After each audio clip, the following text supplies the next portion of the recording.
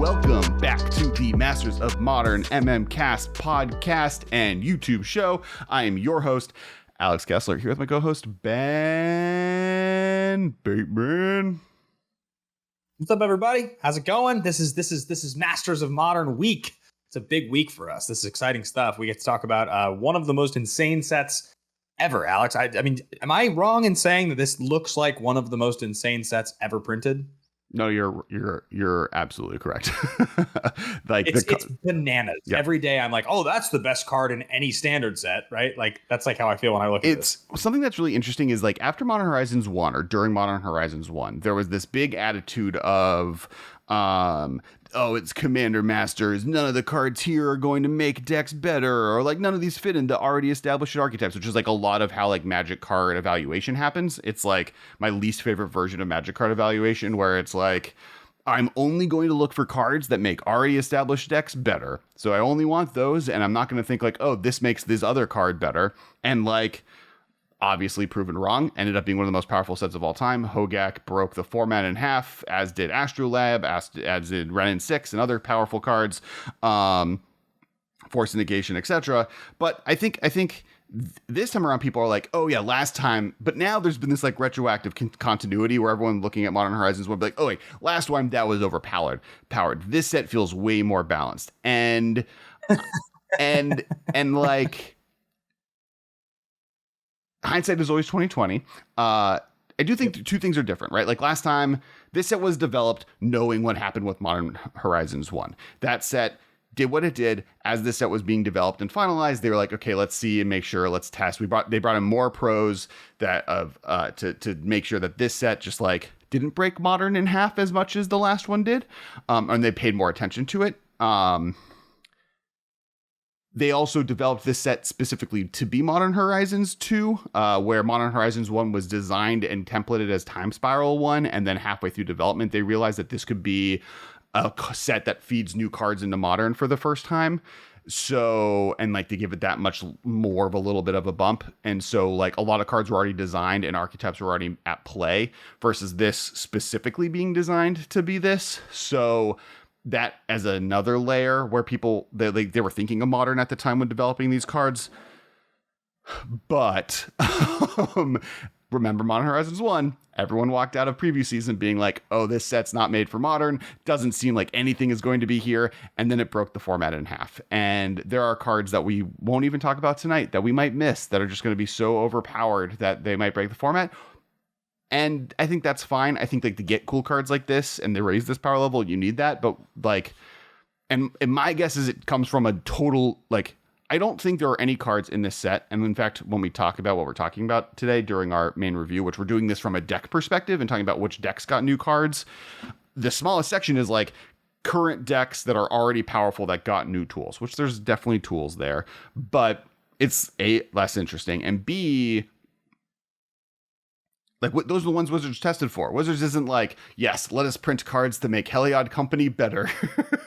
They're like, well, I think something really interesting to point out when you look at this set is that number one, we just got Time Spiral Remastered, and in a lot of ways, when you play Time Spiral Remastered, what you feel is like you kind of want it to feel like a Modern Masters set. Like that's what it wants to feel like, right? Like it is kind of that. And so it harkens back to this time period with all these fun mechanics and cool cards, which what you realize when you go back now 10 years or more is that most of the old sets are not that powerful. Like by and large, the old sets, even the ones that had really good cards in them, the whole of the set is really underpowered actually. Like if you look at the Time Spiral block on the whole, it's not that powerful of a set. It's just kind of powerful, right? It has a few cards that are really cool and everything else is super moderate because it was just designed for standard. This set coming directly after Time Spiral Remastered is so interesting because it feels like this is all of the powerful stuff that while they were designing and thinking about remastered, they were like, well, if we just like added a lot of really cool stuff to this, what would it look like? And that's exactly what this set is. It actually feels like the restrictors were taken off. And they got to take all the inspiration from those reprints and craft this whole new thing. And so when I look at this set, to me, this feels way more deliberate than Modern Horizons 1. Everything I read in the set feels like it's supposed to be pushed to exactly the limit of the power level they wanted so that it would remain exciting without being stupid. Like that, and I'm sure there will be one or two stupid cards in here. It's impossible to avoid. One or two of these will break the format and probably get banned because this set is so powerful. It's hard to imagine it wouldn't happen. But everything else is going to be right at that edge, which is the most exciting kind of Magic, in my opinion. Yeah, I mean, I think there's like a few interesting things, right? Like one, when you mentioned power level in this set, it does feel pushed. I also think part of that, where it feels the most pushed, interesting here, are on known quantities, right? It's like just Counterspell is being added, or the new Noble Hierarch, which is just a, like, we know what that card does. Wizards know exactly what the power level of the card. It's extraordinarily high. It's the most played creature of all time in Modern, but it's like, fine. Like, it's not breaking the format in half. And or it's like answers, right? It's like Damn or the Invocations, where they're all like really technically more responsive cards, which the format kind of needs anyways. So it's interesting to see like here power level come out a little bit more on the response side or known quantity side versus pushing power level on engines, right? Like that was the one thing that Modern Horizons 1 did more, was like, here are a bunch of engine cards, let's go. And here it seems a little bit more on known engines from Legacy that exist already, but like have never really made it there, like Enchantress, or kind of just like more on the answer side. So that's one thing that I think is interesting. Two, like I'm so glad, especially before we did this episode, that 3 weeks ago we did a draft where we drafted Modern Horizons 1 and Time Spiral in the same evening, and we did like almost a mini Highlander Gauntlet roulette situation where like you built two you built two limited decks out of two drafts, one of Time Spiral Remasters, one Modern Horizons, and then you played against them randomly, and like it really shows you the difference between the two power levels, right? Like where like literally because you battled them, like that you like there were times where I played my Time Spiral Remastered deck against someone else's Modern Horizons deck, and you like get a feel for like, oh, pound for pound, which one of these sets is more powerful, which one is more worse. And Modern Horizons 2 seems to be more powerful than Modern Horizons 1. So I agree that kind of was taken into account. There's also, and I think one of the reasons they're willing to go ham on the power level here that's a little weird is this set was developed and made with the intent that Pioneer was going to be a functioning and fully supported and fully adopted Magic format. And so some of this feels like, let's just take the best stuff of Legacy, if not the best stuff, at least let's broaden Modern to be Legacy-esque where we can. And because we have Pioneer to be our like safety gap middle ground that people can be, that is going to be a safer place for people to play, let Modern get more and more closer to Legacy as we move forward, where we're like, let's print in tombs and straight up animate deads and like all of these effects that like don't fly in any other format. And it's fascinating. I like, and then obviously Pioneer didn't work. This set was already going to come out, and that doesn't say Pioneer could come back, right? I'm not like, we're going back to paper Magic. I would be very surprised if Wizards didn't retry and invigorate Pioneer. I would imagine actually that if GPs ever come out, or if Paper Pro Tours ever come out back, like there's going to be a few of them, and the first run is possibly just going to be a Pioneer focused one, because they're going to want to jumpstart that, like a hard jumpstart on Pioneer. But this set was intended to kind of be a further breakaway point to make Modern more and more modern day Legacy, where Legacy was when Modern started, than where it was currently sitting. I think we talked about that for a long, long time, right? Which is like Modern slowly but surely over time was becoming more and more and more of the no pun intended, the Modern Legacy. It was becoming like sort of what we expected out of Legacy. And the other big point that really stands out to me here, and we're going to talk about the incarnations, but we always would say Force of Will is kind of the card in a lot of ways that holds Legacy together. It's the thing that, allows the blue decks to police the rest of the format to not just be completely unfair. And so Force of Negation highlighted a cycle of cards in Modern Horizons 1 that kind of was trying to give us a little bit of that reactive stuff you're talking about. But in the end, only one of those cards became a staple. The other one became, the green one became, played a totally significant sideboard card, and the other three were basically irrelevant. These cards look to me, when I look at all of them, like every one of them has a place. They all feel like they are trying to give us more tools like that. to be able to make Modern a format where, I mean, we're going to talk about specific decks, but if I'm in blue-white and I get to a turn where I want to cast my 5-mana Teferi, my 1 or 2 of in my deck, and I want to cast that, and I have open the white invocation in my hand, like, I'm going to have that feeling of I can do this because I won't lose to a creature combo deck because I at least have a piece of interaction while I'm tapped out. And this includes the 2 mana I'm going to untap to hold open this counterspell. I've got double backup, right? Like, that's like what is going to happen in those situations. And I think that this set, these cards, and a lot of the power level that has been pushed, like, I read through the full spoiler before this episode that so far, just to make sure I was completely up to date and I hadn't missed even a single common. And I felt like 85% of what I read, to me, felt playable in the sense of what we used to talk about on this show. Where if I would read a card, I'd be like, oh, I want to try to build around that. Like 85% of what I saw so far was like, that fits into something cool I could do something fun with. Yeah, and that kind of gets us to the reason our how we're doing this review. So this is our Modern Horizons set review. Now we're going to be talking about Modern Horizons basically for the rest of the season, based on how Ben mentioned. Our normal set review, where we go over every card we want to think about or talk about, literally would have taken. We would have been talking about Modern Horizons in 2023. There's just literally almost every single card has a reference I want to talk about, has a power, like, is playable in Modern, playable in Commander. Like literally, this is one of the deepest sets I've ever seen. Even stuff like there's a Squadron Hawk, not Squadron Hawk, whatever. There's a white lifelink flying 3/3 for the bird. That exists because it's when they were making this set, one of the most in Modern Horizons 1, one of the most popular creatures, I think it was like the top of the popularity wall, was Llanowar Squad or whatever. It was like the group of Llanowar elves, the 3 of them. Right. That card is, and at the time on Arena, the most crafted card was the 1/1 flying lifelink.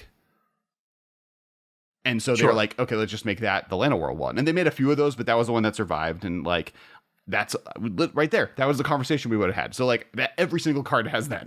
And if you follow me on TikTok, I'm going to talk about a lot of them there, but we wanted to figure out ways to do this. So we're doing this in kind of 2 parts. The first one is today, we're going to talk about a bunch of different decks that we're going to go over. We're going to talk about decks that have fallen behind that are maybe getting a big boost here, stuff like Affinity. We're going to talk about decks that never existed that are just getting a bunch of pieces that let them exist.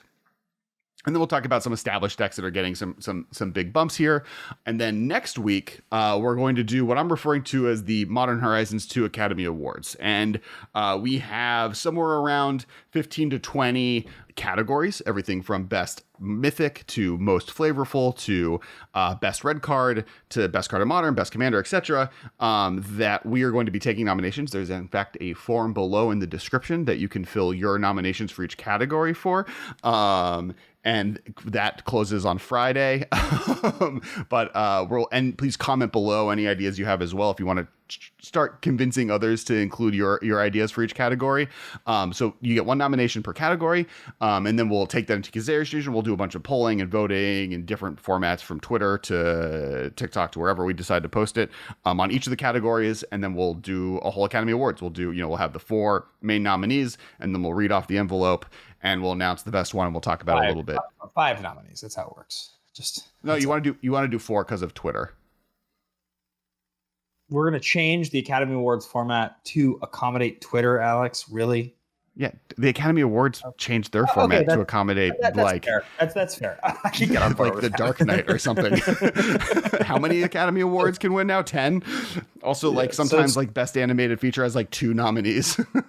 It's fair. And also, great news, the MMCast / Master Modern is now affiliated with TCG Player. So if you are checking out cards, if you're buying stuff there, or you hear one of the cool ideas that we talk about today and you want to buy cards from it, make sure to go to tcgplayer.com and use the check code the MMCast, capital MM, capital T, as you check out.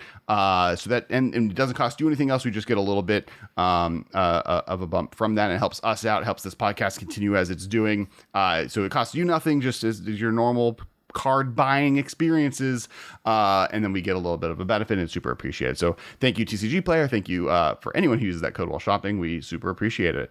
And lastly, I do want one change. So our Academy Awards episode, the the nomination process has been up, and there'll be voting going on Tuesday and Wednesday this week. So make sure to check that out because it has been live, and I've been sharing it everywhere on the internet. So hopefully your nomination got in time at the time of you listening to this. And last but not least, our Discord is open to the public. If you want to join the Discord, we've opened it up. It used to be Patreon exclusive. Now it's available for everyone. Our patrons get a special area in there where they get to hang out and do stuff there as well. But there's a bunch of sections, including talking about preview cards and other cool stuff. Definitely make sure to check that out. All of this is linked below. And we're just hanging out and talking about stuff. So let's get to the episode, Ben. So first, we're talking about decks that have fallen behind but have gotten a huge boost. And the first deck we're going to talk about is Affinity. So Affinity was already falling behind. So, there's a lot of talk, like, oh, this deck has been dead since Mox Opal was banned. And I haven't, like, that's what killed the deck, right? Like, is Mox Opal's banning. But to me, Mox Opal's banning was like a nail in the coffin to a deck that already was kind of falling behind in the metagame. Now, Urza decks and KCI decks were taking advantage of it in extreme ways. But at that point, it had already fallen behind. This set has if you're going to go back to Affinity, like its heyday, because everything you're talking about, KCI, Urza, those are different decks that take advantage of artifact synergy. But Affinity, I think when we say that, and I think the other way to refer to that deck is robots, is like it's a small attacking creatures deck that use pieces of equipment and kind of fast, efficient mana to overwhelm you in the early game. And I know there were versions of it that played the red card that I'm forgetting right now, the one that you could play spells per turn off the top of your deck. But anyway, it doesn't matter. The point is that deck was definitely a thing up until, man, it's been a few years now, right? Like you said, even before the Opal banning, that deck had definitely suffered. And I think when we talk about some of the cards that had been or that have been previewed, it does seem like there was interest by Wizards in giving this just a little bit of a kick in the butt, right? Like it's a very iconic deck in Modern's history. I would go as far as to say that in the old days of Modern, like the first half of the format, it was a top 3 deck for the first half of the format. Yeah, and I think like Zabaz or Zabaz or Zabs, whatever you want to call him, the Glimmer Wasp is like a big win for the deck, right? It's like one mana you get a modular 1. Doubles all modular triggers, so it makes Ravager counters double, and then you can use it to destroy artifacts you control, so it kind of has like a sacrifice effect, but instead of sacrificing, you destroy it. It's like a cool, cute way of working around it, and then can gain flying for 1 white. It's this cool kind of Boros legendary creature for that. I think that's a kind of a really cool addition to the deck. It gives another kind of Ravager-esque card. You also get stuff like Ornithopter of Paradise, which just gives you a flying Birds of Paradise for 2 mana, which might be a little expensive, but having flying is like really a big game. So yeah, I think, and then you just have stuff like, what's it called? There's like a bunch of actual Affinity cards that feel like they were printed for it. You have, there's Thought Monitor is the card that really comes to mind for me. That was the card that when I read it, I was like, wait, you're telling me that if I hit Affinity, if I have all my things in play, and this is the minimum, because let's be honest, every single person that ever reads an Affinity card does the same thing, right? You go, okay, if the conditions are correct, I will be playing this card for only its colored mana. So what you're looking at is a 2 mana 2/2 flyer that draws you 2 cards. That's an insanely powerful card. Right. That's like, if that is a thing, and granted, the Affinity cost is huge, right? Isn't it like 6 colorless or something like that? It's like 8 mana. Six and 1, but it is only, so it's 1 more than Thoughtcast. 6 blue. Okay, 6 blue. So you can cast this for 1 blue. Yeah. If you have 6 artifacts in play. Yeah. Yeah. So but I still look at the card and I go, if the conditions are met properly, which there's plenty of ways to meet them, that's an insane card. A 2/2 flyer that's also an artifact that draws you 2 cards. That blows my mind. Yeah, as I said, like Thoughtcast has seen play in Affinity since the inception of the format. But for this, it's 2 extra Affinity. Now there are more artifact lands. There are better 1-drops. I actually think this card's really, really strong. And like this alongside Zabaz, and then, as I just mentioned, the new artifact lands, including the modular one, as well as a bunch of gold ones. Now they all enter the battlefield tapped, which is a negative for Affinity, but it's also a deck that like, turn 0 maybe plays one of the tapped lands, maybe plays like 1 or 2 of them for the colors they need fixing of, and then turn 2 can dump their whole hand, or put an Ornithopter in play on turn 1 and a Midnight on turn 1, and then turn 2 you can do this big explosive turn that pumps that Ornithopter, letting you get in for damage. I think there's like a lot of really powerful things that make it, and then because of stuff like Zabaz, there's now a reason to play Rustvale Bridge, which is the red-white artifact land. So it's like there's a lot of really cool stuff added to Affinity, I think, for sure. There's also a few things that they added to Affinity that are like particularly clever, right? Like there's the new 1 mana Esper Sentinel, which is 1 white artifact creature human soldier for a 1/1. Whenever an opponent casts their first non-creature spell each turn, draw a card unless that player pays X, whereas X is Esper Sentinel's power. Now that's also a human, which is a whole different conversation, but I do think that this card, given, plating and other things that could be happening, modular, like this card's very good. This could be a really sneaky card that it ends up in Affinity. I really like this card a lot. And then the other small card in Affinity that I think doesn't quite chart on the actual power level, but it's just like one of those cards that I think I thought about probably for Highlander, is Barbed Spike, which is white 1 for an equipment that when it comes into play, it makes a 1/1 flying creature. And then it also attaches, because it's living weapon, +1/+0. Well, no, it's not living weapon, but it just becomes a 2/1 flyer for 2. It's got living weapon vibes.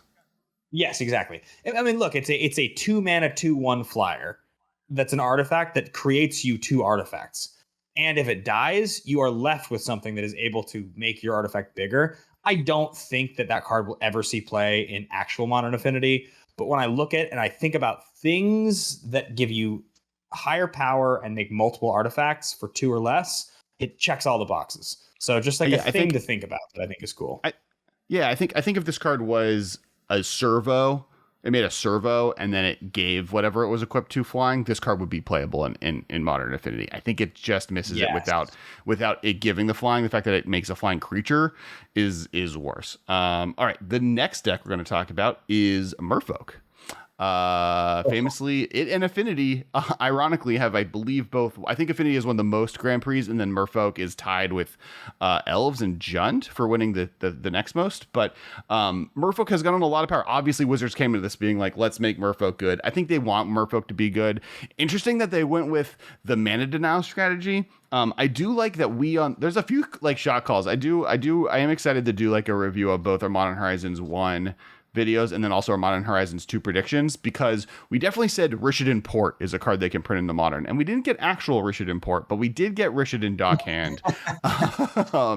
And on top of that, we also got Tide Shaper.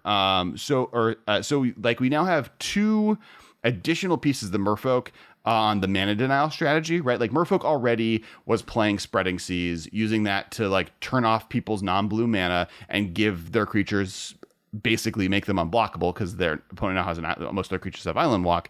That's how Merfolk works. Now you have the addition of Rishadan Dockhand, which now can tap a secondary land.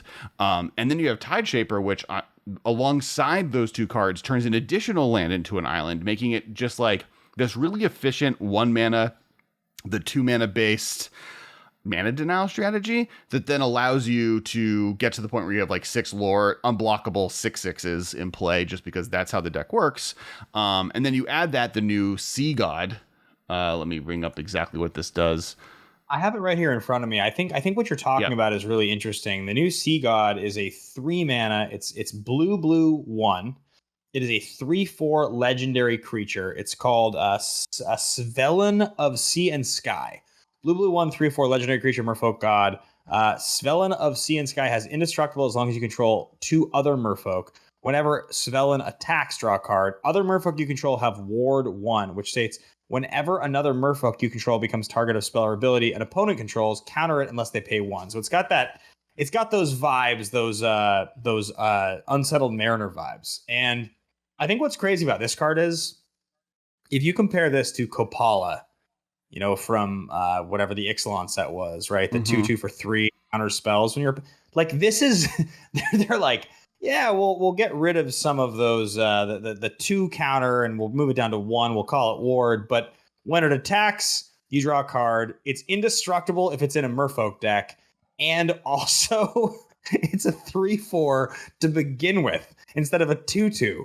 for Mhm. 3. Like this is the older brother that just beefs all over Kopala. Like I don't even know if a Merfolk deck can make use of this because most of what they need to be doing costs 2. But this is so pushed. This is so good in that deck. Well, Merfolk has always had space for the 3 mana protection creature, right? Like it played what's the spirit that it used to play that made it would counter spells. It used to play Kira, yeah, in the old days. Glass Spinner, and then it played, I think it was Kapala, but so it always has played that 3-drop, and this one just seems better than most of the other ones because it protects itself. It's indestructible. It makes it so all other Merfolk have ward, which basically makes them all have a Thali attacks to try and remove them, which it makes it that much harder to interact, and it starts drawing you cards.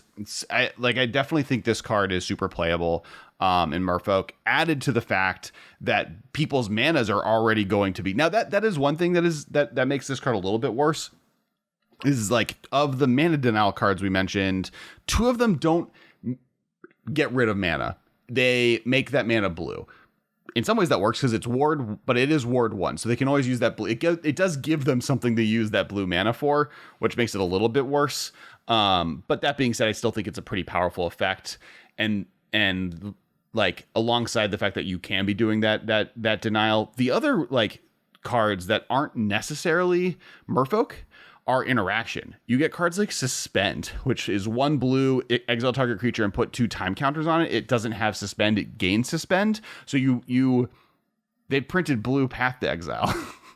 The irony of this card is that this is actually what I always used to try to talk about Pongify or Rapid Hybridization as, which is an instant speed blue 1-mana spell that could get rid of a creature that you needed to be gone. And obviously those spells always ran into the problem of they got a 3/3 creature, but that was always the theory, right? It was like, this was instant speed removal, non-conditional for 1 blue. And this is so much better. I mean, I've always been such a fan of the card Suspend, and this just is that, right? Like, or no, The ability Suspend. Delay.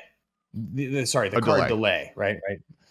Blue 1 counter target spell with 3 suspend counters on it. This is just Path to Exile with that ability. The other one you didn't mention is Subtlety, which is the other mono blue Insano card that makes Merfolk just like, if this is in your hand, every card.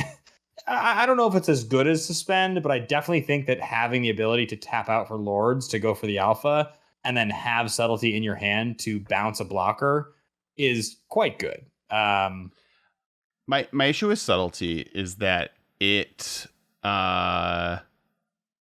only targets spells, so you can't just bounce a thing and play. There's 1 target creature spell. Oh, sure. Yeah. Got it. You can't bounce a creature. Yeah, you can't bounce a creature in play, and B, it only hits creatures and planeswalkers, so it doesn't get rid of like removal spells, which is normally what Merfolk doesn't like. I actually think this card's really overrated. I love the other invocations, but I think Subtlety is definitely the worst one outside of very specific strategies. We can get to that later. But I do think that there are a ton of powerful cards for Merfolk, and I do really like the mana denial version of the strategy, and then giving stuff like Suspend, where Suspend allows you to get rid of that blocker that you want to get rid of for very, very low cost, and Merfolk is aggressive enough to be able to capitalize on it. Like that's like Suspend is a card that needs aggressive decks to play with it. Like you want to be a tempo deck, you want to be something that can like kill someone in 3 turns, and Suspend and Merfolk is the deck that can do that. The next deck I want to talk about is Kiki Pod, and specifically Imperial Recruiter strategies. So obviously Birthing Pod is gone, and I'm sad about it all the time. But one thing the format did print is Imperial Recruiter, which this is one of the reprints that I didn't think they would do it. So it's 2 red for a 1/1 that when it enters the battlefield, you may search your deck for a creature with power 2 or less. If you see the promo artwork for the Recruiter, the full art version, it has actually Kiki Jiki and Pestermite in the art. It's like the shadows of each of them. It's like really cool. That's the main combo, right? You can use Recruiter to get either half of that combo, so he gets to be a redundant half of that entire deck. He's in the right colors because the Kiki Jiki is in red. But you also just have the ability to do other powerful things. We're going to talk about in a little bit when we get the strategies that don't currently exist, but the like Revel Arc combo with Karmic Guy Revelar combos with a sack outlet. This has like plan, and those strategies might actually just work with the Kiki Jiki Pestermite combo and like a Jeskai shell. He just allows a really good toolbox option that finds you a combo that wins you the game. The other thing is you can play him, get Kiki Jiki, cast Kiki Jiki, copying him, grabbing Pestermite, so you can even loop that up. He like lets you kind of do the birthing pod chain with Kiki Jiki that Kiki Jiki let you do. So I'm super hyped for that type of strategy to come back, right? The like build up the chain to win the game through combo.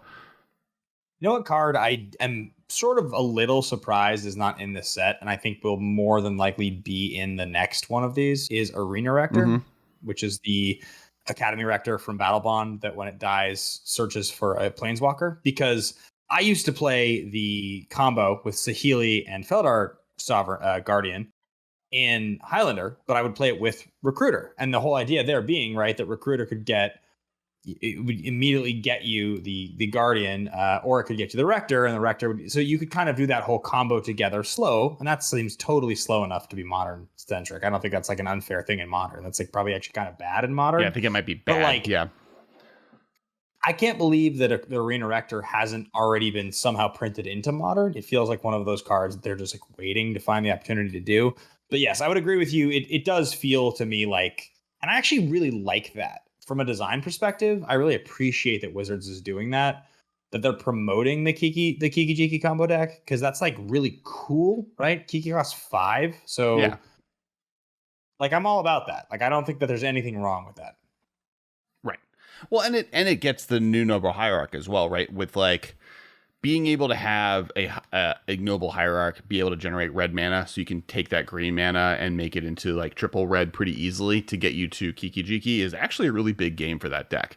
That deck always had the problem of like Noble Hierarch did not make red mana, which makes Kiki Jiki that much harder to cast. That 3 red mana in Kiki Jiki is a more significant deterrent of casting that card than even it being 5 mana. And so having cards like this to be able to make it more easily cast is like really important, and I think really cool. The next deck I want to talk about is Crabvine, but really Vengevine decks. And the big thing here is Vengevine was, I know I love a Vengevine deck. Hollowed One decks were extremely, hurt by the banning of Faithless Looting. And now there's a few new looting cards. There's a new not suspend looting card. There's a rebound. You get the cast twice. Yeah.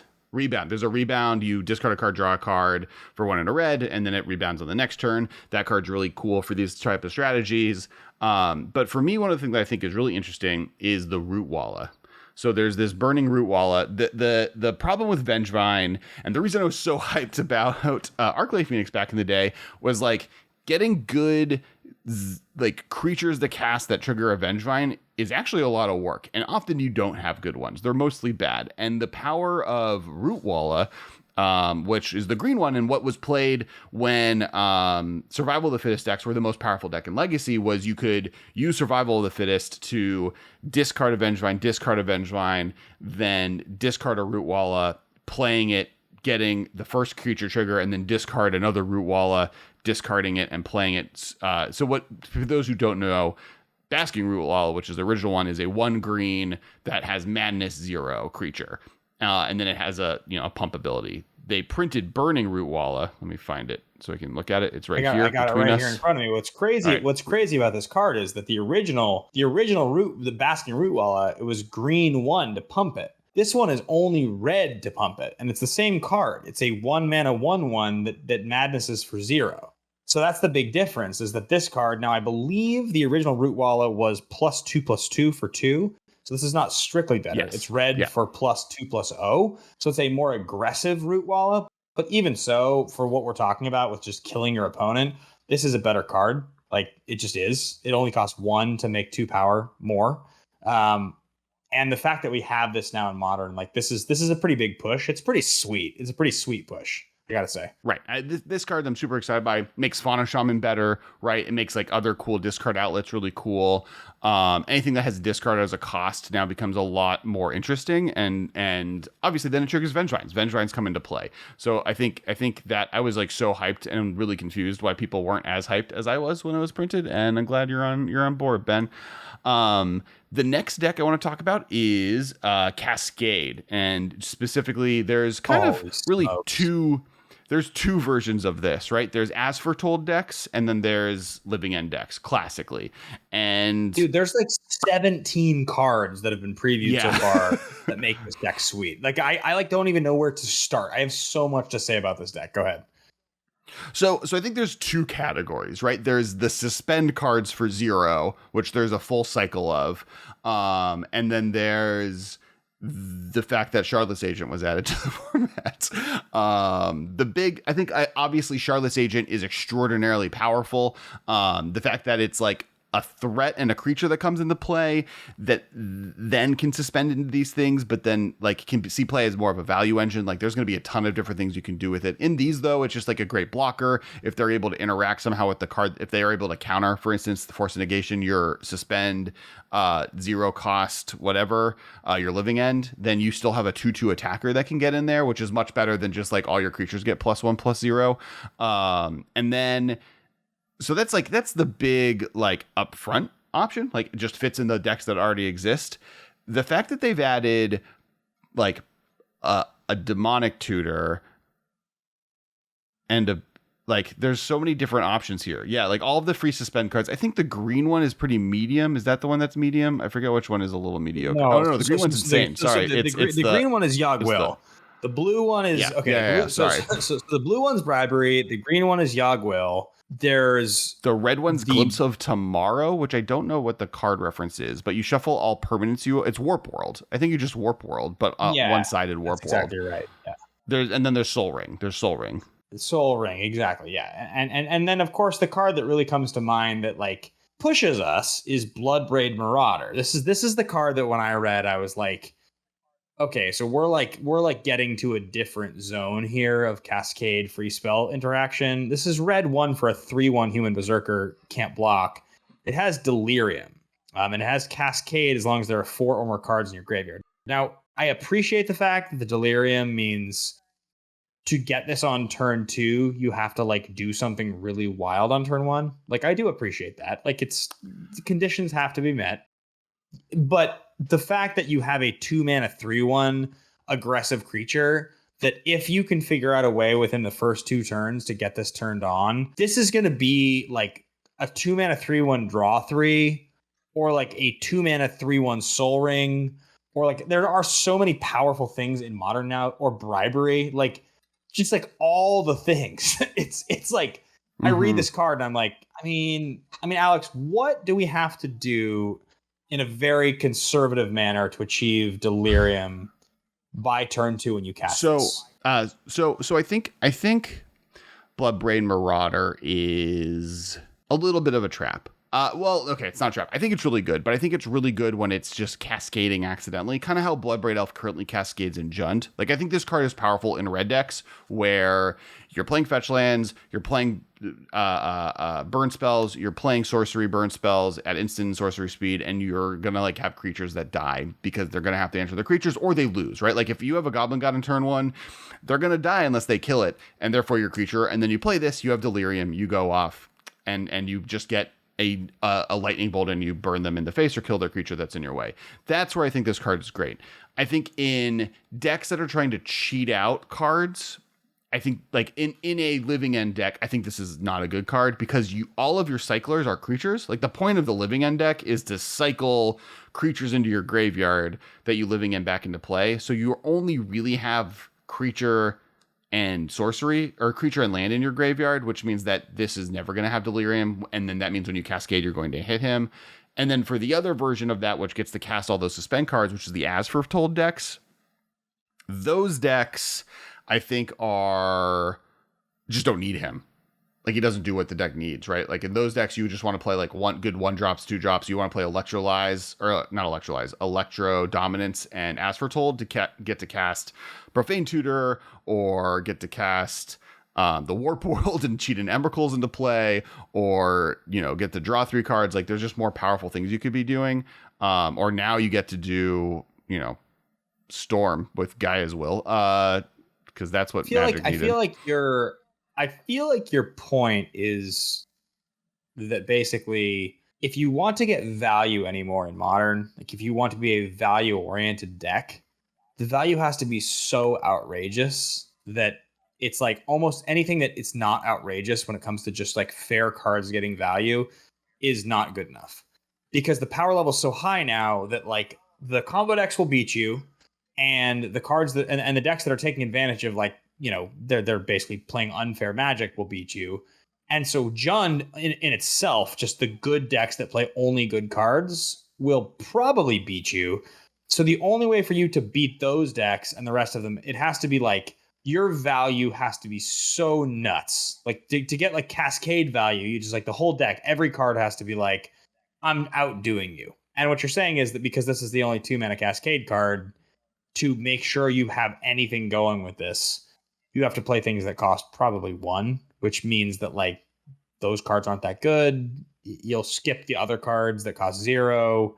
It feels like there's not enough things that support the idea of a 2-mana Cascade card. Yeah, and in fact, that's just a 3/1 for 2, right? Like if it had another ability instead of a drawback, it can't block, right? Like if it was able to like if it had haste, I would love this card. If this card had haste, I'd be all in. Yeah, like it.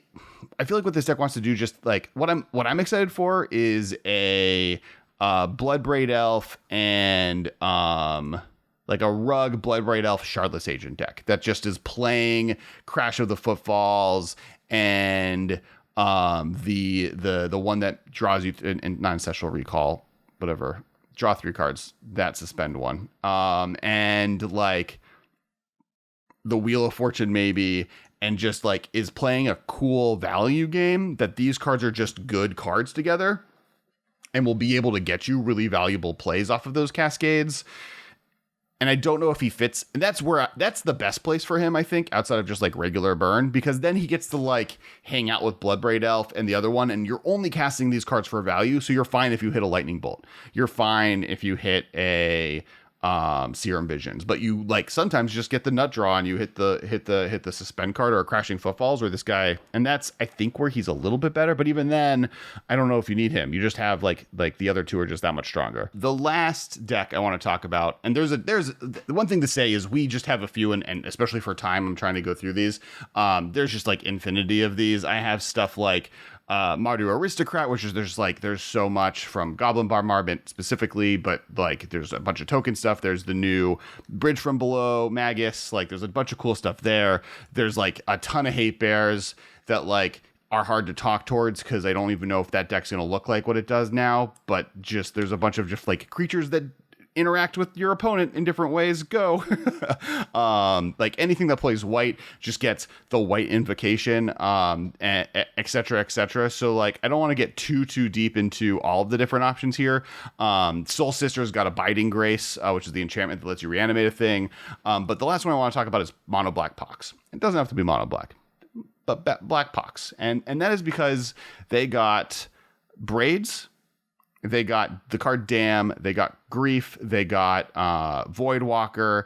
I mean, in some ways, this is also an extension to the next conversation, which are new decks that never existed, which I'm going to get a lot of hate when I say Mono Black Devotion is a new deck that has never existed. And both of these decks together kind of build that framework as we segue into new decks that don't exist of like Mono Black got a lot of very powerful effects in this set. And I think when you look at the cards you're talking about, I mean, Braids, and I could be wrong about this, but I think Braids was originally printed in, the blue Braids was Planar Chaos. Yeah, the original Braids was probably, I want to say Torment. Yeah, okay. So, but who knows? Yeah, so that era. So Braids is now officially in the set. Yeah. So basically value cards that slowly but surely like win the war of attrition against your opponent, like the things that got added. Like Damn, you talk about. I mean, Damn just in itself as a card is kind of a fascinating card. Like black, destroy target creature, and then like is just Wrath of God on the other side is crazy. Yeah. Yep. I sort of can't believe. But again, like how often was Damnation seeing play in Modern to this point? I mean, like, Wrath of God was seeing play, right? Like Damnation is like a kind of a sideboard card for Jund forever. I think like giving like Abzan decks like this, that Damn itself is a card that make like Abzan decks come back by itself, right? Like a Jund card on the front side that's a great removal spell, just like destroy target creature for black, that in the late game can just wipe the board is like like there are people talking that this is the best board wipe ever printed. I think the fact that it's 2 colors makes it limiting, right? You can only play it in 2 colors. You can only play it in black-white decks. Otherwise, you should play Wrath of God. That being said, Damn by itself actually might be playable, right? Like just like straight up murder for black, I don't think really exists very easily in the format without splashing to other colors.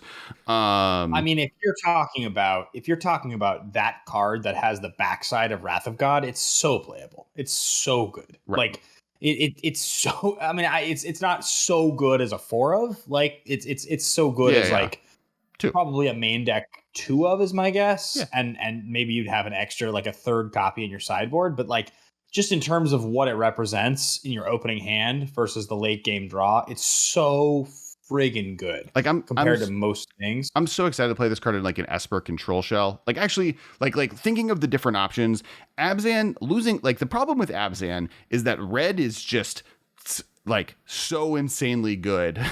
Like you losing Bloodbraid Elf and Red and 6 is a big ask, and Lightning Bolt is a big ask. Now for those, you get the White Invocation, you get Lingering Souls, you get Damn, you get a slew of really powerful planeswalkers. So there's arguments for it. Mardu, Damn's insane. And that's one of the few color combos that has gotten a lot of power, right?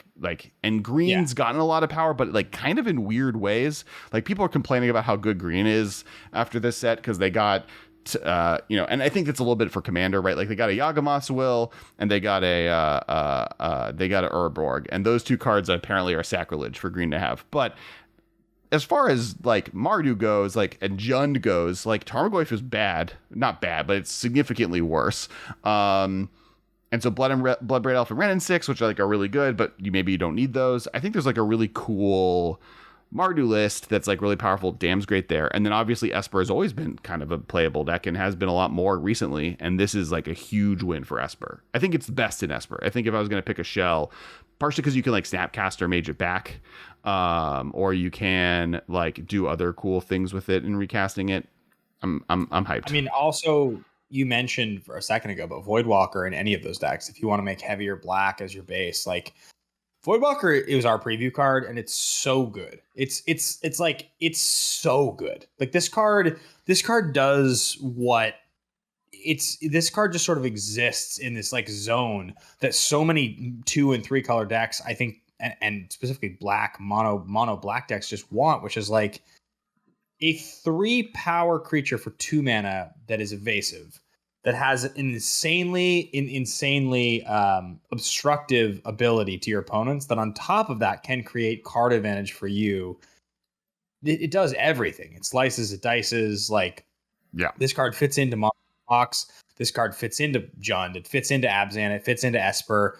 In any of those decks, it's quite good. Like, I think this is one of probably the better cards printed in the set, just based purely on its CMC. Yeah, I think like something that people have also talked about is like just like Jund Luros, right? Like you just play Ren 6, Kroxa, Voidwalker,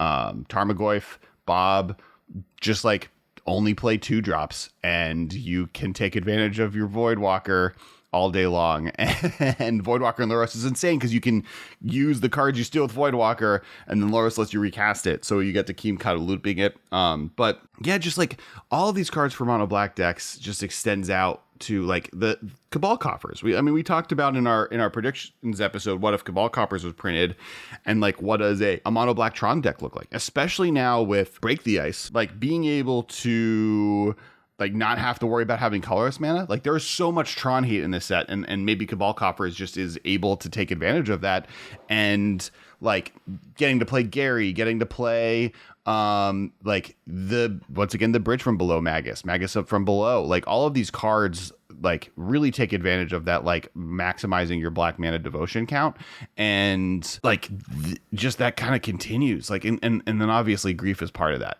Next deck is Blink decks. So this is obviously the one like Esper Blink or black white based Blink or anything that uses Ephemerate and Invocations specifically, I think is the thing people are most excited by.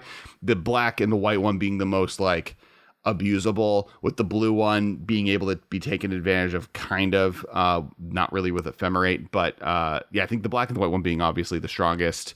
Honestly, I think the red one is better than people are giving credit to, and I think it's actually better in the Ephemerate decks than people give it credit to, because it is a creature removal spell, versus the blue one where Ephemerate doesn't really work because it has to be on the stack, and the green one, which is like a great card, just like it's a sideboard card against graveyard decks. But with the black and the white one, being able to Ephemerate on turn one, that's the thing people are most excited by, right? Like that was like the first thing out of the gate. People are like, oh wait, I can Ephemerate Grief on turn one, thought seizing my opponent twice, and then it comes back and thought seizes them a third time, and I end up with a menace creature on turn two.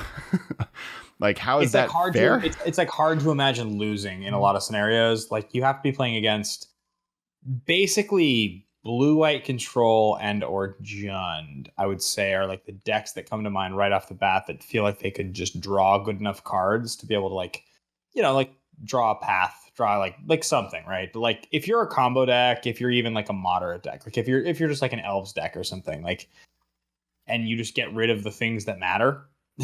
If you're not all good cards, I feel like if you get thought seized 3 times in the first 2 turns, you don't win. If they have a big threat, you have to draw exactly answer, or you just lose. That's why I think probably those blink decks, with the ones you're talking about, are the best ones, because all the rest of them, I don't care that much about pathing your creature in the first 1.5 turns. Like, I don't care. Or I should say, sorry, swordsing your creature. That doesn't matter to me. Like, you probably won't have something that I care that much about swordsing, especially 2 or 3 times. I don't care about your graveyard in the first 1 to 2 turns. I don't really particularly care about like doing a bunch of damage to your creatures and planeswalkers that much. And I definitely don't really care about, like, because blue's so reactive. So the only one that really goes crazy off Ephemerate is definitely the Thoughtseize one, right? It's Grief. Grief's the one that, like, if you want to go aggro turbo, you can get the most value. Most of the rest of them don't scale up quite as well in the first 2 turns. Well, that's why I do like the white and the red one, for 2 reasons. The white one, because you're doing it, because it's still good, right? Like you still are benefited from pathing, from Swords to Plowsharing 2 of your opponent's creatures. And like maybe you don't get in on that insane turn 1 play, because you have to have redundancy with this Ephemerate deck. Because the thing that's bad is playing a deck that's trying to Grief Ephemerate and then not drawing Grief and drawing 2 Ephemerates in your opening hand. So you need like as much redundancy as possible. And them playing a Bird of Paradise esque effect, or a Hierarchist effect, or a different 1-drop, and or obviously one of the many 2-drops in the format, and on turn 2 Ephemerating them out with the white one is pretty good. The red one I really like, partially for the same reason. Like it doesn't do that much different in Modern than the white one does. There's not that many creatures that are must kill creatures on turns 1 through 3 that you couldn't get the better cards, or a free mana spell doesn't matter for, that doing that amount of damage to doesn't also kill. Not to mention the sad panda that you make when you play against the eight Noble Hierarch deck that now will exist, or the Affinity deck that exists, and you get to like kill 3 of your creatures with the red one. But the back end of that, which is Ephemerating a 3/3 double strike into play after wiping their board twice on turn 2 or on turn 3, is pretty massive. That's one of the things I really like about the red one. Like doing the Modern version of this list versus the blue one. Everyone's really excited by the blue one. I think the blue one's bad, and I think the red one is good. I think the green one is as good as everyone knows it is. It's a 3/4 reach for 3 for flash, which is already a great card. It kills every 3/1 flyer that this format is playing, which ends up being more than you would expect. And then it eats graveyards for days, and or protects your graveyard if that matters. And like that card will see play in the exact way people think it does as a sideboard card. I would agree with you. I would agree with you that I think the thing about the red one that really stands out to me is, like, of all of them, it's the one that when it's left on the battlefield is the most savage. If you're telling me that I get a 3/3 double striker on turn 1 by like doing anything, like what do I have to do to get a 3/3 double strike creature on turn 1? We used to talk about Delver, right? That was a conditional flip on turn 2 to be flying, and you had no protection. It didn't cost you a card, but like that was like, we were excited about that. If I get 6 damage on turn 2 which like in reality in the deck that I'm playing a 3/3 double striker on turn 1 off of an ephemerate that doesn't cost mana on turn 2. Now granted, I can't attack on turn 2, but like there's a very real world in which I win the game on turn 3 in that deck. You can attack. You don't have to ephemerate on turn 2. It's optional. It's optional. True. Yeah. Say you're on the play. You turn 1, ephemerate the 3/3 double striker into play. So you've now wasted 3 cards. That's a lot of cards to waste to do this, but you can do that. So yeah, 3/3, yeah. And they don't play a creature on their turn because they know you can ephemerate. Now you just dealt 6 to their face. I mean, so it costs you an ephemerate. It costs you a red card. So you have to have had a land in the first place to have even cast it. So, right, with the Fury, that's now you have 4 of your 7 cards. You're on the play. So you have 3 cards left. You're going to draw 1 more card. Let's say you don't ephemerate. Is there a world in which you play 1 more card, you draw? So now you have 3 cards left in hand and you have a 3/3 double striker. Can you win on turn 2 with 3 more cards? I mean, the answer is definitely yes. Like probably it's some sort of like a plus. So you've also, if it's green, you have ephemerate and a fetch land in your graveyard. Can you become immense that turn? Probably can't become immense that fast. I don't think you have enough options because you had to exile a card. And it's my guess worse. would be so it would be more like a just need 2. It'd be like a scale up type of situation would be my guess. Like scale up plus giant growth kind of a thing. Yeah, that works. Just two +4/+4 for 1 mana spells. Just does it, right? Because it's now an 11/11. Groundswell is +4/+4 for 1. Yeah, just Vines is groundswell. 2. So double groundswell, yeah, something like that. I mean, it's not the most common win, but like it exists. There's a turn 2 win with Fury, but it costs you like all your cards, so it's not that common. Yeah, but I agree with you. I think that's the deck to play. Better than people realize. Yeah, I think what you want to do is like I don't think you want to go deep on the ephemerate on like where it's great is if they play a 1-drop, and then you then do it on your turn 1, and you just get them, and you're just like, because now you're 3 cards down for their 1 card, but you're 2 cards down for their 1 card. You have 2 for 1 yourself. They can't play a creature on their next turn, right? They're out an entire turn. And then like, obviously killing a Ren and 6, killing a Liliana the Veil, like there's like other planeswalkers that you get to kill with this card. I think the red one is being really underrated, especially in regards to like being able to ephemerate it, being able to take advantage of it. It's just such a beater in play. That's the real trick. So you think the blue one's the worst? What do you think is second worst? I think green? I was on red. I think it's green. And not like, to be honest, I think all of them are decent. I think the blue one is the best body, like just like the best card to cast. A 4 mana 3/3 flash is like good. Fine. But like I think people are underrating how mediocre a counterspell against creatures and planeswalkers is versus split damage amongst multiple creatures and planeswalkers. Yeah. I would rather play Venture still. It is interesting that the red one is once again the only one that has some weird restriction of timing, right? It's kind of strange that all the rest are flash, but the red one is the only one you can play on your turn. And the red one in the old set in the cycle from the last set was like you could play it in the same time, but it also was the only one that didn't have any real appeal because the creatures you would play and in theory guess block with would die. Yeah. I remember reading it the first time and being like, this is so dumb. Like, why is this card templated like this? And it's funny that this is the only one that doesn't have flash. I'm guessing it was a 3/3 that didn't have, and it had flash and didn't have double strike, and they realized it needed to not have flash, and it was too strong to do this at end of turn for someone. But the last thing with the talking about these things, because they'll be talked about forever. With the blue one, I'd rather play Venser, especially now that Riptide Laboratory is in Modern. Oh man, yeah, I mean that's really powerful. The fact that you can like Snapcaster Mage, Venser, Vendilion Click, Spellstutter Sprite, and that's a deck with Riptide Laboratory. What's the red? What's the black? What's the white blue bounce spell? Bounce a creature. White blue bounce a creature.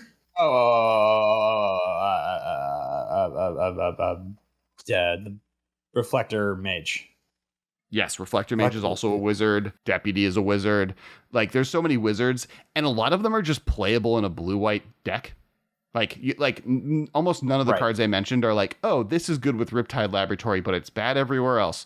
No, all of them are just good cards that, like, you get to play a single Riptide Laboratory in your deck, and sometimes they'll just win the game because you locked your opponent out once you get to 6 mana.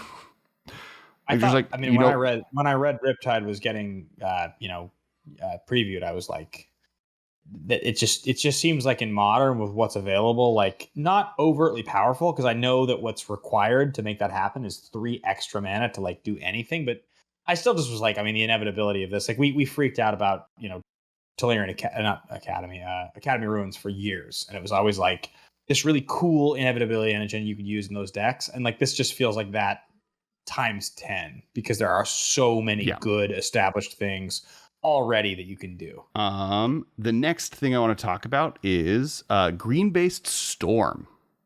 So there's like they printed a bunch of green Storm cards. They printed the 1 mana, you get Squirrel Storm card. They printed the Hunting Pack, which is you get a bunch of 4/4s for you get a 4/4 Storm. They printed the Storm creatures, both the dinosaur that gets cheaper for how many spells you cast that turn, as well as the ooze that copies itself equal to your Storm count when you cast it. That thing is sort of bananas, because that thing suggests that basically it's a 2/2 creature for green 2, where it states that every spell you cast before it that turn, it's like Creature Storm, you get an extra copy, and that copy is non-legendary. But for each ooze that came into play this turn, each ooze gets +1/+1, right? So if you cast 1 extra spell, you're getting 2 4/4s for 5 mana. If you cast 2 extra spells, now you're getting 15 power for 5 mana. If for whatever reason you can cast 3 spells ahead of time, you are going to end up getting 20 power for 5 mana. Like, that card scales in a crazy way. I mean, I'm not saying it's triple green, so it's not. The name's AV Progenitor Ooze. Yeah. It's not easy. Triple green, like, you're not going to cast tons of cantrips, but like the Manamorphose idea of this deck, there is definitely a world in which you're getting 15 to 20 power for 5 mana. It's not crazy. Like, that to me feels like I'm gonna scale up and go crazy. Like imagine, what if like Search for Tomorrow, that card comes in on suspend, it creates a spell and gets you an untapped land. So now you have accelerated and gotten yourself a spell combined with like a Manamorphose. Like, that type of deck is a thing someone's going to do that's just going to be like, yeah, turn 4, I get 20 power. And you're like, oh, what do I do? What do I do about your 20 power, right? Well, and so some this is a little Commander aside, but a deck people are talking about also is playing AV with Food Chain, because you just go infinite because it's in your command zone, because you make enough mana with the copies you make to be able to pay for the commander tax. So you can just cast an infinite amount of times, and then you get infinite oozes and you just win the game. That's also true with the dinosaur, who also does that. But one of the decks that people are really kind of excited about here is the kind of like the Fecundity Storm token sacrifice deck, because there's now multiple very powerful, between the Squirrel Storm card and Empty the Warrens, that like you can pull off that like kind of cool Fecundity Storm deck that like wins with Goblin Bombardment, especially now that Goblin Bombardment is in the deck, which was part of that. Like, the original deck was Goblin Bombardment, Fecundity, Storm cards with that make tokens, and now all of those pieces exist in the format. I think that's another kind of direction you can go. That then just has the backup plan you described, right? If you just play like Manamorphose and some Storm card and some just red rituals, you might just cast this ooze and win, right? Because your opponent can't deal with it. I'm going so much more the like fair magic version, where I'm just like, sure, like rituals, Search for Tomorrow, Manamorphose. You need like a few other cards that make this card bonkers, but truthfully, Empty the Warrens is probably enough. If I play 4 of this card, 4 empty, and then all of the support cards I'm talking about, it definitely feels like a counter spell or a Thoughtseize can ruin my day pretty hard. You know, if they counter my ritual or if they Thoughtseize out my ooze, but like if I go against the deck that like isn't prepared for that, I will probably win, like more than likely. Right. Yeah. You know, and it makes you think. It definitely makes you think that like is what's it called? Autumn's Veil. Is that legal in Modern or is that banned? Yeah, no, it's legal. It's legal. So I mean, if I'm playing Autumn's Veil in that deck, no, you don't mean Autumn's Veil. You mean Veil of Summer. That's the one I was talking about. Yeah. All right. So we have kind of two more decks I want to talk about quickly here, and then I'll riff off a bunch of random stuff really quick. And our lovely people in the editing room, Marshall and Rick, are going to have to just flash all those cards up as I say them. But the first one is Enchantress, because this is one they leaned in really heavily with new stuff. Stuff like Scythist, Harvest Hand. They added Sterling Grove, the Sanctum Weaver, which is the Seraph Sanctum on an enchantment creature. They just added a bunch of these really powerful Enchantress cards that like... It would be surprising to me if there just wasn't an Enchantress deck that doesn't come out of this pretty quickly. What's interesting about that is that in Modern, you don't have the luxury that we have had in casual Commander and like competitive 1v1 formats that are non-sanctioned for years of these cool fun cards. If you're going to make Enchantress work, you basically have to have things that cost one. That's like basically the deal, right? Like you have to be able to cast multiple spells in a turn to gain critical mass to be able to thwart your opponent. And I feel like every year or two, Wizards will focus on pushing one or two more cards that do this. You think back to that uncommon card from a core set a couple years ago that was just Enchantress, uncommon, you know, in green-white for 3. And like, yeah, it was pretty good, fine. But like, even that, casting a 3-mana creature that's your engine that does nothing on entry is not quite good enough. It actually feels like the type of cards that you would want to push an Enchantress deck are actually exactly the kind of cards that they print in sets just like Horizons and Horizons 2. It's cards that are a little undercosted and do something when they enter. And it basically feels to me like when I started to read the 2 or 3 Enchantress cards in green-white that they were printing in this set, I was like, okay, like there is now support enough for this to work. I can see it. There's a green-white card that makes sense. Like, I think the critical mass is here for this to become a real deck. Yeah, I think that like I think you needed Scythus. I think you needed a 2-mana Enchantress. In fact, there are enchantment decks in Modern. They're called Boggles. I didn't say Noggles because I've grown as a Magic content creator. But you need and that the reason that deck worked is because they have a 2-mana Enchantress, right? They have core whatever.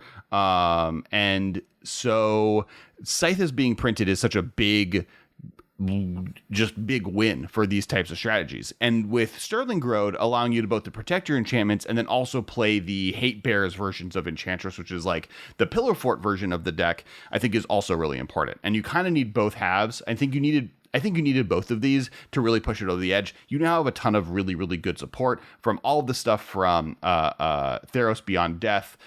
Included, they had the really powerful 3-mana Enchantress that gets a +1/+1 counter every time an enchantment enters the battlefield. Right. And you draw a card, like it gets bigger and you draw a card.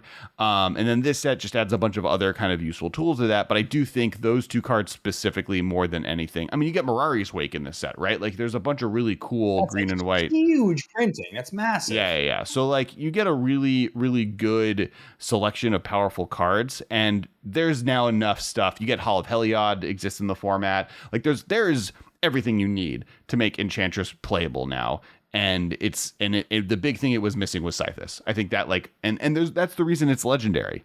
Honestly, I think this is one of the few times in Wizards history recently where legendary was used as a drawback than versus it being used as a nod towards Commander. This is like this and Upheaval and Braids, the 2 banned cards are like my favorite. Like, yes, this is not all about Commander because like Scythus being legendary is a drawback here. It's good for Commander, but it's also like a big, like in Modern, that's a real concern, right? Having 2 of these in play maybe were too good. So now having to only have 1 makes the deck a little bit more fair.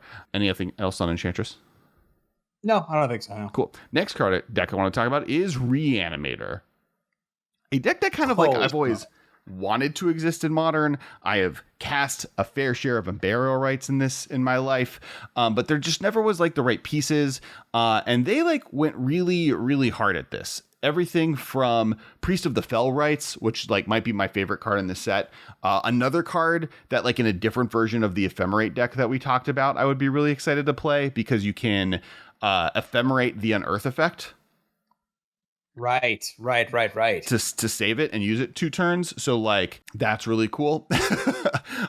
Getting the ability. They also added the Entomb effect, which I'm looking up because it's up here. Unmarked Grave. Oh, such a good name. So it's Unmarked Grave, named by Aaron Forsyth. He said this is like one of the few times in his Magic career of like 30 years where a card from beginning that he named made it all the way to print. But it's because it's a non-legendary creature, right? You can find any non-legendary card and put it into your graveyard. So it's unmarked. It doesn't have a name.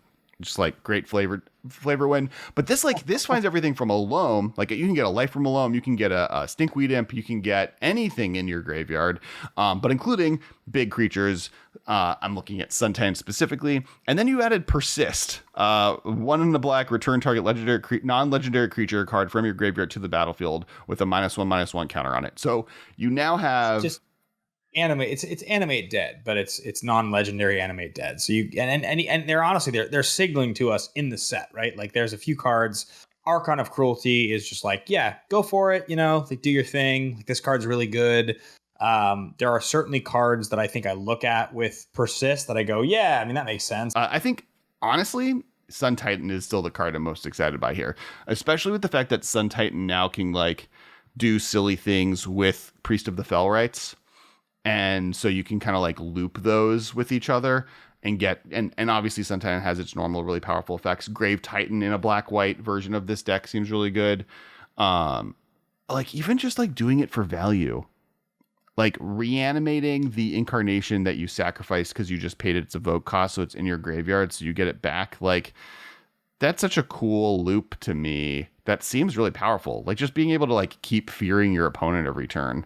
I mean, for sure. I mean, I do think that Archon of Cruelty is pretty damn good. Like, oh yeah, I feel like this card being printed is like a really powerful thing. But like, yeah, I mean, I just think the idea that Persist, we had worked with Goryo's Vengeance for years to like figure out the best instant speed ways to create really cool things, and Persist feels like it adds an extra level of the same mana cost of Black 1 to do really, really, really bonkers things. Mm-hmm. Without having to be so caged by the idea of legendary instant speed. Like they're both very cool, but Persist just feels, if you want to talk about certain cards in modern in this set feeling like they're pushing Modern to 20% beyond what it was. Like we're going to just give you tools to just make this feel less spectacular, but like normally powerful. Persist is one of those cards where it's like, yeah, good for you.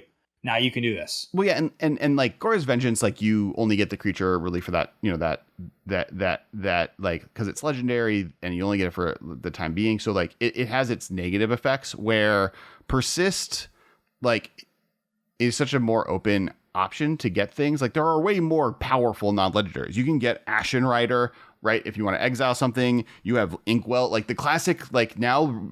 Reanimate Inkwell Leviathan on turn 2 is a thing that is possible in this format. It's just like a standard normal thing like games will be won. I don't like, yes, it's like a little outclassed by like the insane things you can play, but like their decks just can't beat an Inkwell Leviathan ever. Like a turn 2 Inkwell Leviathan we used to do that in Highlander all the time. That used to be like I used to do that constantly. Like that's so good and so hard to interact with.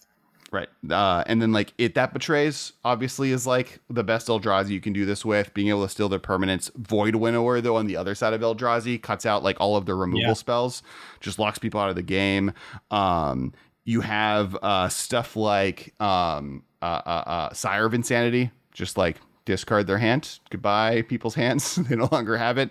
There's a bunch of other cool reanimator targets, even like cute stuff that like Titanoth Rex option where you play the cyclers or just like massive cycler cards, so you don't have to play like a discard package and you're just like value persisting them out of the game, where you just have a 10/10 trampler on turn 3 backed up with the removal spells. Like there's so many cool things you can do with now having between persist and the priest of the fell rites, you now have 2 separate 2-mana reanimator spells that are unconditional in the format, and I feel like there's a lot to do with that. And then you add Karmic Guide, right? You add Karmic Guide on top of all of this. Oh my god, jeez, that card is, and the fact that it's a 2/2 and this is only -1/-1, it's like it stays in play that turn for other things to be done. You get something back. I mean, like, yeah, Karmic Guide we haven't really talked about. Well, on the next show, I would imagine when we do the awards, Karmic Guide will probably be pretty high on the list of nominations. That card's insane. I'm going to be talking about Karmic Guide for a very long time. For a very, very long time. I guess the last reanimator is Dermotaxia. We haven't even talked about this. Have you seen this card? Yeah, for sure. You're talking about the artifact. The 2-mana artifact vehicle imprint. As Dermotaxia enters the battlefield, exile a creature card from a graveyard. Tap 2 untapped creatures you control until end of turn. It becomes a copy of the imprinted card, and it's a vehicle until its other types. So you can like... Feels like this and Lazav are probably hand in hand on some level in like Modern as like some really crazy deck. Lazav, you have to use the mana. Like Lazav, you can only get things that you spend mana on. This is for sure. Like Lazav, you're not going to get the same cheat. Like this card allows you to cheat whatever you want, but like I think my point is that if you're going to dump things into your graveyard with 2-mana spells and then try to get value off of what's in your graveyard, it seems like they probably play together. Would be my guess, because like. Even just like Lazav copying a Hedron Crab and like being able to mill more things. Lazav gets you stuff in your graveyard, but the thing you want in your graveyard, like you want Elishnorn more than anything, right? Because like you want a card that is massive, that when it attacks, it doesn't require an ETB, right? Like it needs to be able to do whatever is good about it while it's attacking, and you need to be wanting to play creatures so you can turn this on. So like. To me, that's Elishnorn, right? You just have Elishnorn in your graveyard and then just like play Lingering Souls with this and Elishnorn in like a self-mill or like a discard deck. Lazav, to me, you want more like Lazav wants Mir Superion. You want low converted mana cost, but like weird drawbacks that Lazav puts into play accidentally. And which is a totally different cool idea. It wants Dreadnought basically, but they can't reprint Dreadnought. So what are you going to do? What are you going to do? All right. So those are the 2 main kind of deck concepts I wanted to touch upon before we were done. There's so much in this set. As we're already at 2 hour or an hour and a half. We're having a little bit of audio trouble, but just like some throwaways, you have just Upheaval existing. Like, that's an insane card that is going to do cool stuff in this format. You have whatever you want to do with Glimpse of Tomorrow. You have Grist in Jund and Dakon doing cool artifact reanimator stuff that's really, really powerful. Then you get into established decks. And we didn't even get to kind of talk about this stuff. And I think we'll do an episode where we talk more about like established decks and what powerful things are. Because we didn't even talk about Ragavan, which I know is like the best card in the set for you. Favorite card in the entire set, seriously. We didn't talk about Dragon's Rage Channeler, which is another like amazing card from my end. Like it's an amazing Phoenix card, being able to just surveil every time, like prowess surveil. We didn't talk really just about the card Counterspell. Well, Fire and Ice is printed in this set. Another call that we got. God, shot call. We didn't even talk about Fire and Ice. That's crazy. We got it. We got to basically, I think we just need an extra episode just to talk about sweet cards. Yeah. We'll probably do the like Academy Awards, and then we'll do the second half review, especially because then people get to play with the cards, and we'll have a little bit more to talk about. We didn't talk about Blue-White Control, or Burn getting Flame Rift, or Elves getting Quirion Dryad, or Jund getting its own hierarch, its own personal hierarch that Jund got. That's crazy. Nor our favorite cards. So there's a ton more stuff to talk about. Once again, make sure to check the link below. At worst, there's a place to put in submissions, and as well as links to where you can vote for next week's Academy Award extravaganza. I believe we should be back to streaming Commander this Monday night. So tonight we'll be streaming Commander. Make sure to check that out, twitch.tv/Kes Wiley. If not, Commander will be streaming something, maybe more kind of content in the review world. Make sure to check out our Discord, as I said before. And if you're on TCG Player, make sure to use the code TheMMCast to check out and get some cards. It's super appreciated. Please. And thank you, all of the people that donate to our Patreon. Thank you up to you, ladies and gentlemen and friends. And we'll talk to all of you next week. This has been a production of Time Traveler Media, sending podcasts into the future.